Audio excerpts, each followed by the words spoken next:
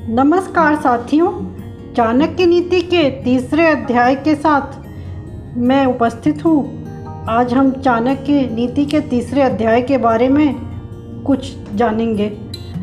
दोष कहाँ नहीं है। यहाँ आचार्य चाणक्य का कथन है, दोष कहाँ नहीं है। इसी आशय से उनका कहना है कि किसके कुल में दोष नहीं होता, रोग किसे दुखी नहीं करते, दुख किसे नहीं मिलता और निरंतर सुखी कौन रहता है। अर्थात कुछ न कुछ कमी तो सब जगह है और यह एक कड़वी सच्चाई है। दुनिया में कोई भी ऐसा व्यक्ति नहीं है जो कभी बीमार ना पड़ा हो और जिसे कभी कोई दुख ना हुआ हो, या जो सदा सुखी हो ही रहा हो। तो फिर संकोच या दुख किस बात का। लक्षणों से आचरण का पता चलता है। आचार्य चाणक्य लक्षणों से प्राप्त संकेतों की चर्चा करते हुए कहते हैं, आचरण से व्यक्ति के कुल का परिचय मिलता है, बोली से देश का पता लगता है, आदर सत्कार से प्रेम का और शरीर को देखकर व्यक्ति के भोजन का पता चलता है। आचार्य चाणक्य व्यवहार कुशल बनने के बारे में क्या बताते हैं।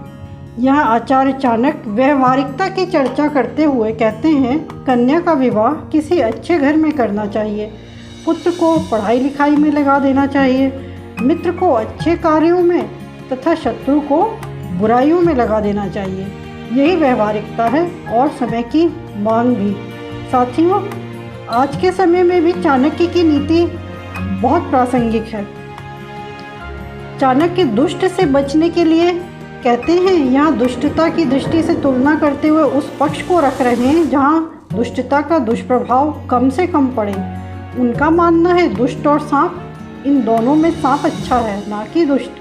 सांप तो एक ही बार डसता है, किंतु दुष्ट तो पग पग पर डसता रहता है। इसलिए दुष्ट से बचकर रहना बहुत ज़रूरी है। संगति कुलीनों की करें।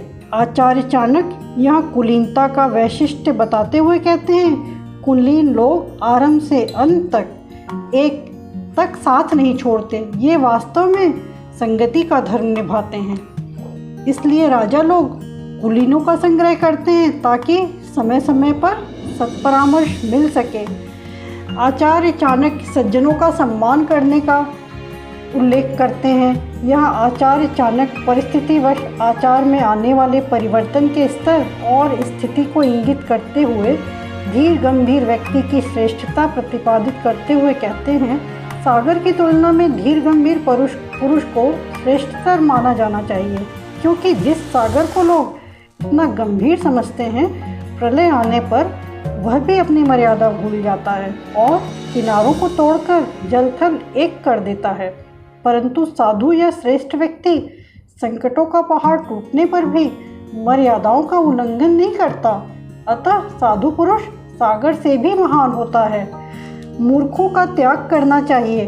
आचार्य चाणक्य यहाँ नर पशु की चर्चा करते हुए कहते हैं, मूर्ख व्यक्ति को दो पैरों वाला पशु समझकर त्याग देना चाहिए, क्योंकि वह अपने शब्दों से शूल के समान उसी तरह भेदता रहता है जैसे अदृश्य कांटा चुभ जाता है। आइए साथियों, विद्या का महत्व पहचानें।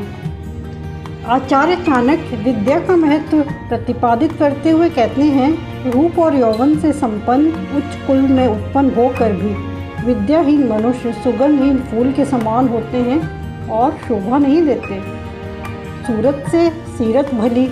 आचार्य चाणक्य रूप चर्चा करते हुए सूरत की अपेक्षा सीरत को महत्व देते हैं और कहते हैं, कोयलों का रूप उनका स्वर है। पतिव्रता होना ही स्त्रियों की सुंदरता है। कुरूप लोगों का ज्ञान ही उनका रूप है तथा तपस्वियों का क्षमा भाव ही उनका रूप है। श्रेष्ठता को बचाने की कोशिश हमेशा करनी चाहिए। आचार्य चाणक्य यहाँ क्रम से श्रेष्ठता को प्रतिपादित करते हुए कहते हैं, व्यक्ति को चाहिए कि कुल के लिए व्यक्ति का त्याग दे, ग्राम के लिए कुल को त्याग दे, राज्य की रक्षा के लिए ग्राम को तथा आत्मरक्षा के लिए संसार को भी त्याग देना चाहिए।